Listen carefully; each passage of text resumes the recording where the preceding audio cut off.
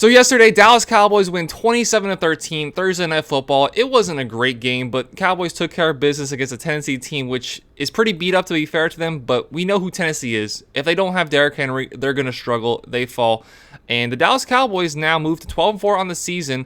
They do still have a chance to win their division if they win their next matchup, the last game of the season, the Eagles lose out, then they can win their division, but all the Eagles have to do is win on Sunday, and they've got the division on lock. But we've seen this Dallas Cowboys team for multiple years now. They're good enough to make the playoffs, but they don't do anything when they get there. Is this the year the Cowboys finally start to turn things around? Let's just take a look at what they have.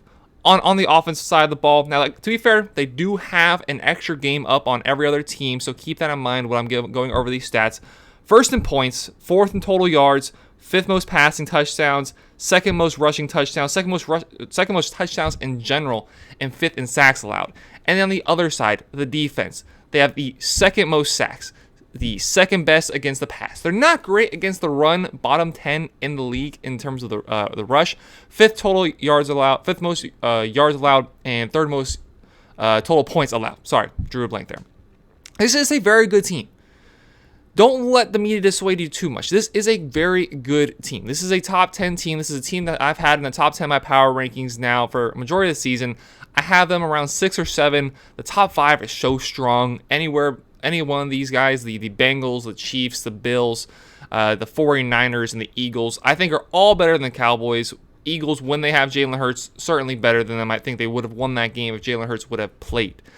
The Dallas Cowboys, it's been the same story year in, year out. They're talented, but they're not good quite enough to make it all the way. And that is something that's been said a lot about their quarterback, Dak Prescott. Now, I really like Dak Prescott. Well, maybe not really like. Maybe really like is a tad too strong. I think Dak Prescott is in a class of quarterbacks where you have your Tua, you have your Jared Goff, you have your Kirk Cousins, probably also Derek Carr, although Derek Carr has the ability to throw the ball deep, which some of those other guys don't excel as much at. But Dak Prescott, it's a mixed bag because he's done very well. He's done very well this year. He does lead the league in interceptions, though, and that is scary. Dak Prescott on the season, 2,732 yards, averaging 7.7 yards per attempt. So that's pretty good. And then 22 touchdowns, 14 interceptions. If he can limit the turnovers and just be a facilitator in this offense, I believe the Dallas Cowboys can certainly at the very least win a playoff game. Now, is Dak Prescott enough to get them to the Super Bowl? Well, this year in the NFC, the quarterback class is kind of weak. Jalen Hurts has been great this year. I would like to see his consistency beyond this year. Brock Purdy, third-string quarterback for the 49ers, is in. You're looking at Kirk Cousins. You're looking at Daniel Jones, maybe Jared Goff, Taylor Heineke. You're not looking at a strong quarterback class this year. So it's not like Dak's going against the AFC crop of quarterbacks. He's not going to have to outduel Justin Herbert, Justin Herbert, Joe Burrow, Lamar Jackson, and the whole host of guys. Patrick Mahomes, all those guys over there. He doesn't have to be on par with those guys to get the Cowboys to win. And one of my favorite parts of the team is how they figure out the dynamic between Ezekiel Elliott and Tony Pollard. Shout out to Tony Pollard, who missed yesterday's game.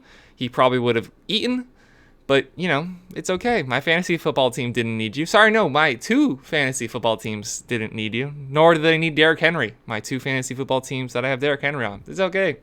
It's okay. Anyways, I really like the dynamic they have. Ezekiel Elliott comes out and plays almost the entirety of the first drive. And what this says to me is he doesn't have a lot of fuel in the tank. He's gonna go 100% for the first drive or two, and then he's gonna need help. But that's been a recipe for success for them so far. 5th most rushing yards in the league, 2nd most rushing touchdowns in the league. It works. It's a dual-headed rushing attack, and they offer very different things. Tony Pollard is just an all-around weapon. You can line him up in the slot. You can line up in the backfield. He can run between the tackles. He can run outside. Tony Pollard is absolute weapon. Ezekiel Elliott, much more between the tackles, and as years have gone on, his efficiency has gone down. His yards per attempt has gone down, and he's a shell of the running back that he once was. But they've gotten something figured out there with the rushing attack. Have Zeke come in, go all out for a little bit, and then Tony Pollard is going to carry the rest of the way. And the defense on the other side, one of the best defenses in the league. Everything against the rush. Their defense against the pass, they're able to get to the quarterback, second most in the league. They don't allow a lot of points, and they get a lot of turnovers. I just wonder, is this team different? And I don't have the answer for that necessarily. I want to lean no. This is the same story we've been talking about with the Dallas Cowboys now for 4, 5, 6 seasons, ever since they've had Dak Prescott. They're good. They can get to the playoffs. They can run through their division mostly. Now, this year has been a little bit more of a struggle, or not necessarily more of a struggle, but they now have seen more competition in their own division. All of their division mates having a winning record at this point, something we never would have expected in recent years out of the NFC East. So they have a little bit of tougher time in division, but they can run through their schedule. But they get to the playoffs last year, falling short. How they did, just Mike McCarthy is still a big worry of mine. He's been able to look to be competent this year, but last year running the ball, Dak Prescott, you have no timeouts. You run it in the middle of the field. It takes forever to get the ball spotted. Don't have enough time to clock the ball. I worry. I don't see a massive difference. Micah Parsons, probably defensive player of the year, if not the defensive player of the year, definitely one of the top candidates for that award. Has had an incredible second season. He looks like a fifth-year pro, only his second season out there. I don't know if it's different enough. I don't know. They lost Amari Cooper. CeeDee Lamb has had a great season so far. They don't have a reliable number 2 option. Like T.Y. Hilton, he had 4 or 5 catches last night. At this point in his career, you're not expecting a lot of production out of him. If Odell came back and was healthy, 2 completely different wide receivers. Now, Odell may be coming off his injury, his ACL injury, would not be the same explosive wide receiver we've seen from him in years past.